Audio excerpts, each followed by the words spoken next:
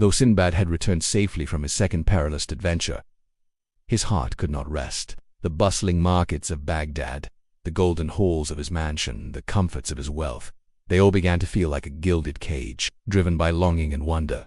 Sinbad once again gathered his riches, joined a new merchant caravan, and sailed into the unknown. The early days of the journey were peaceful. Sinbad's ship cut through sapphire waters, docking at ports, brimming with spices, silks, and stories. The merchants made fine profits, and the men toasted to easy fortune. But as always with Sinbad, fate had other plans. One morning the sky darkened unnaturally fast, winds howled like gin, and monstrous waves battered the vessel. 4 days they fought the sea. Eventually their ship shattered against unseen rocks, and Sinbad was cast into the churning surf. When Sinbad regained consciousness, he lay sprawled on black sand. Splintered wood and twisted rigging surrounded him.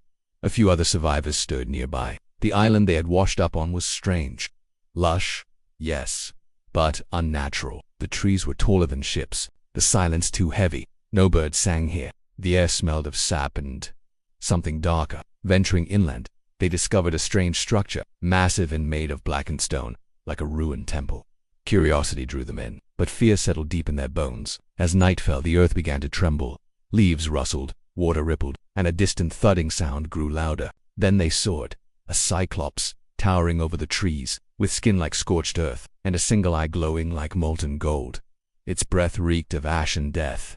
Without a word, it seized several men in its massive hands, and disappeared into the jungle. Sinbad and the remaining survivors followed the creature at a distance, horrified by what they saw. Inside a massive cave lit by the dim glow of fire pits, the Cyclops roasted the men alive, feasting upon them with grotesque satisfaction. And imprisoned inside the cave, the mouth blocked by a boulder, no man could move.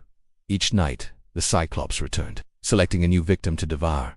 Despair consumed many, but Sinbad remained calm. He observes the Cyclops' activities, its habits, its movements, and most of all, its weakness, that single, unblinking eye. By the third night he had a plan.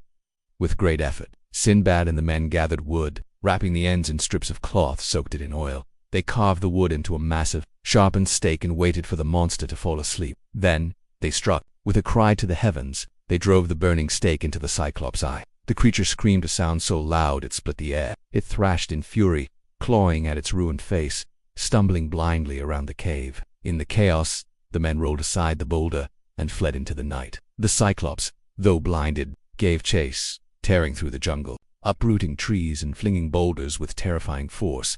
Sinbad and the survivors sprinted toward the shoreline, where they began lashing together a raft from palm trunks and driftwood.